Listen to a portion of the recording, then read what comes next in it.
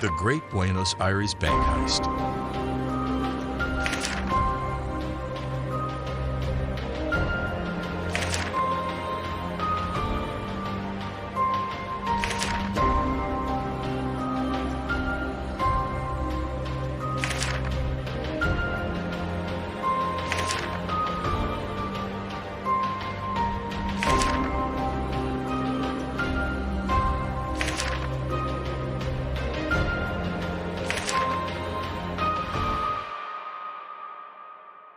At around 12:38 p.m. on the 13th of January, 2006, Buenos Aires and the rest of Argentina witnessed a shocking bank robbery in broad daylight, which turned out to be an elaborate heist that hoodwinked police and authorities. The Buenos Aires Police's Special Operations Team, codenamed the Falcons, were quick to respond to the situation as the building had 23 hostages inside at the mercy of the robbers. An accomplished negotiator was also brought in to deal with the robbers' demands, but when the police finally broke into the bank building, they could not find any of the perpetrators, as if they had all vanished into thin air. 16 years after this incident, which quickly became regarded as one of the greatest bank heists ever conducted, director Matthias Gilbert gets hold of the 4 major perpetrators involved in it, who then narrate their story of the dream heist. How was the heist planned and the crew assembled? It all originated from the ideas of Fernando Araujo, a man living his best years around 2003, as he had found his vocation as an artist. Araujo himself explains the arts he was interested in at that time: plastic arts, martial arts, and canvas arts.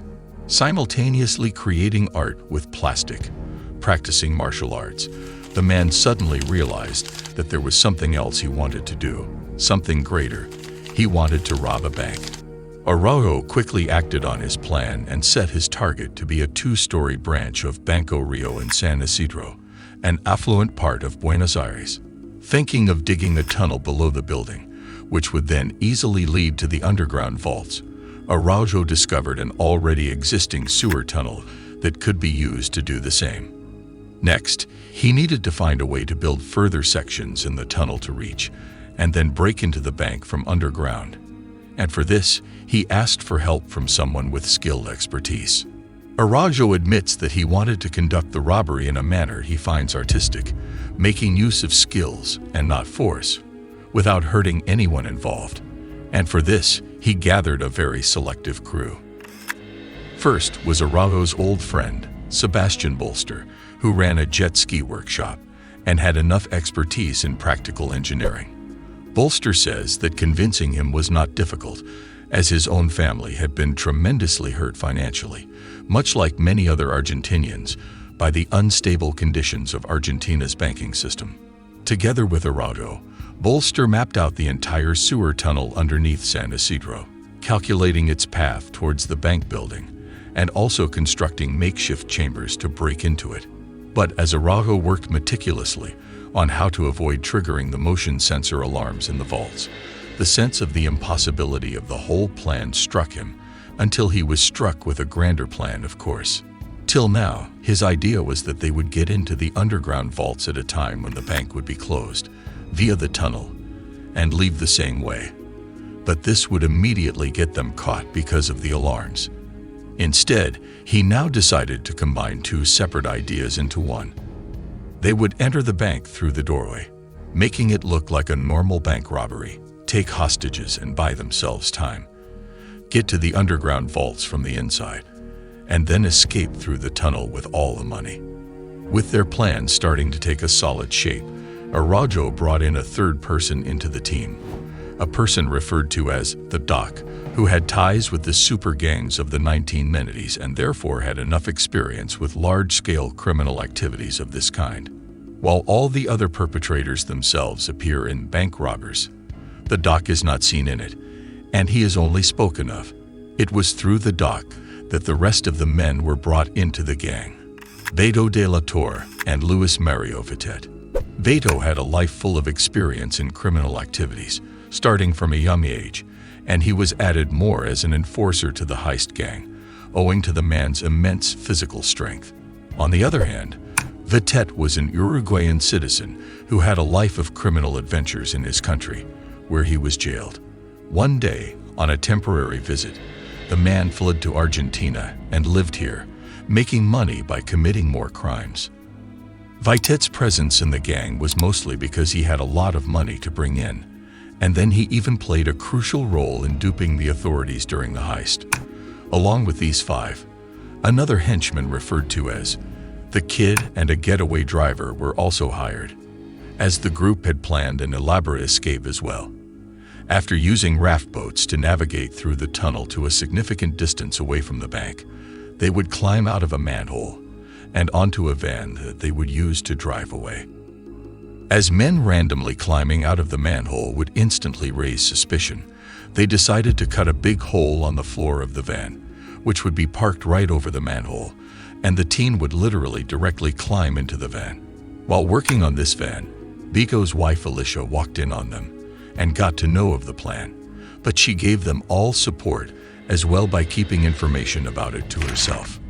Araujo admits that he had initially felt that his planning would take no more than a few months, starting in 2004, but due to the grand scale and yet detailed nature of the plan of action, it took the crew more than a year to get ready, and they were now ready to strike at the beginning of 2006.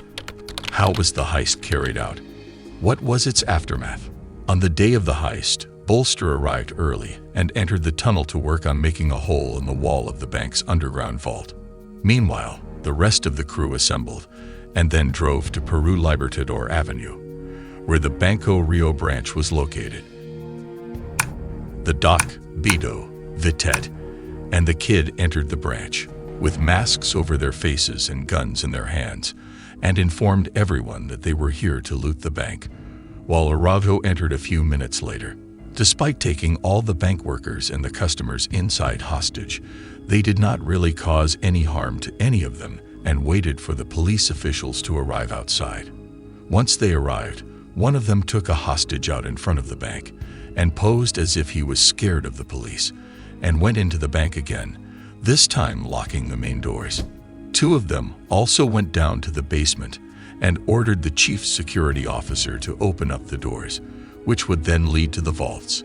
While Vitet promised that nobody would harm him if he came out on his own, the security officer ultimately gave up and came out when the bank's chief of operations, a hostage, requested him to do so.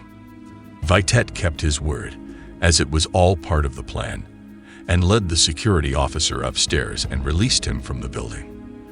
They had kept behind the man's cell phone, though, which Vitet waved at the police officials outside, indicating that he wanted to talk to them over the phone, meaning that they wanted to have negotiations. As the authorities believed that the robbers were now feeling stuck inside with nowhere to go, they started to listen to their demands and try to negotiate some way out. The police spoke with Vitet, who also appeared on the second-floor windows, wearing a fake mustache, a yarmulke, a pair of glasses, and a gray suit, and this man came to be called the Man in the Gray Suit, as authorities and press personnel did not know who he was. Vitet pretended to be trying to cut a deal with the police so that he and his gang would either be let free or the hostages would be left to go. But in reality, what he was doing was essentially buying time for the rest of his crew to go about stealing the money. While all this was going on, the rest of the crew had shut off the gates to the parking area and brought out a large mechanism they had built to break into the underground vault lockers in which all the money was kept. As this machine was retrieved and taken downstairs to the basement, Bolster carved a hole in the vault's wall and entered the building. He then took control of the machine, which he himself had planned and built, and kept opening up as many lockers as he could. Araujo was still treating this as a kind of art that he was performing, and quite remarkably, his plan was not to take all the money in the bank, but to take as much as they could in 2 hours. Vitet held off the police for 2 hours, and then, when signaled by the rest, he told the authorities that they wanted to surrender and come out. But saying that they wanted to have one last hearty meal before it was over, he asked the police to bring them pizzas, which the authorities agreed to. When they arrived with the food and wanted to discuss how to give it to the perpetrators, there was no more response from Vitet. By this time, The man and the rest of his crew had gone down to the basement, climbed out through the hole with all the money they had stolen, and then started to raft their way towards the extraction point. The police barged into the building shortly after and rescued all the hostages, but there was no sign of the 5 armed burglars they had earlier seen.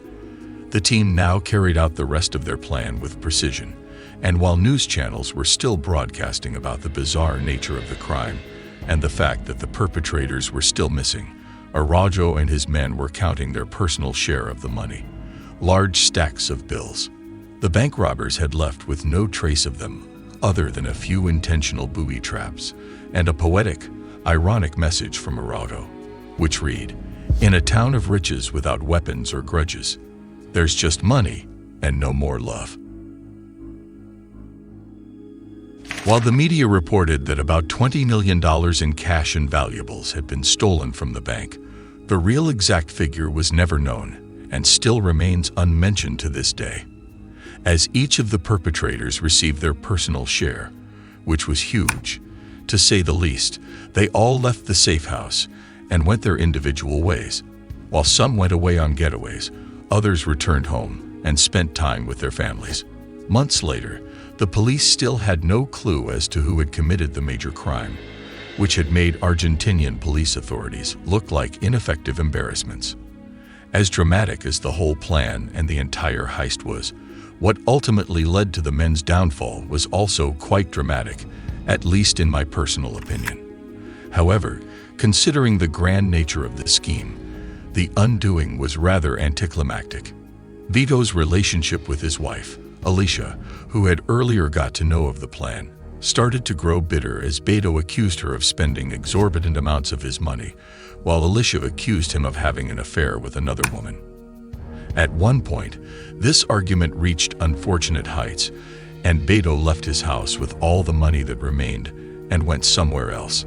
Alicia reacted by going to the police officials and telling them about her husband's role in the heist, and Beto was immediately arrested. What happened to the men, and where are they now? After Beto's arrest, he was made to talk about the other perpetrators, and the man only described them without taking any names. But arrests of the other men quickly followed. And finally, Fernando Araujo, who had gone off to a trekking route in San Juan, also gave up when authorities arrived. 4 years after the heist, in 2010, the court trial for the case began, and the major issue became whether the guns they had carried were real or not. While the security officer and authorities wholly believed that the firearms they carried were real and could be fired, the crew kept maintaining that the guns were actually toys. If their guns were proven to be real, the prison sentence would have been much longer, but this did not ultimately happen, and the court stated that they were indeed toys, incapable of firing bullets. Beto was sentenced to 15 years in prison, the getaway driver to 10 years, Bolster to 9 years, and Araujo to 14 years. However, neither of the men served their full sentences, as Araujo remained behind bars for a year and a half, Bolster for a total of 25 months and 2 years under house arrest, Beto for 8.5, and Vitet for around 3 years. In the end, the effect that the crime had on the 4 main perpetrators also varied from person to person. Bolster speaks about how he was unable to mentally cope with being known as the bank robber who pulled off such a remarkable heist. While there were people to both condemn as well as congratulate him, the man himself was confused about how to perceive his actions, and this put a rather unwanted mental strain on him. Beto, too, talks about how the heist was definitely not worth doing, as he regrets having to spend so many days locked up in prison, which essentially wasted a long time of his life. On the other hand, Vitet seems to be rather enjoying the life that he has been able to carve out since the heist, as he continues to live in luxury. He enjoyed the notoriety and popularity that the character he pretended to be as the negotiator brought him, and Vitet looks back at the man in the gray suit as a performance he enjoyed having done. At the very beginning of the documentary, Fernando Araujo was asked about why he committed such an act, and the man explained how he wanted to do something that would transcend death, for which he would be remembered, and the bank heist was something that he decided on. Arago, too, does not seem to mind the notoriety and popularity that his actions brought him, as in a sense, he is indeed remembered for them. Finally, bank robbers. The last great heist cheekily asks each of the four men about how much money they had exactly stolen, which all of them avoid answering. This somewhat gives the idea that they had indeed stolen more than what was reported and what they eventually had to return, meaning that the grand heist wasn't probably completely unsuccessful after all.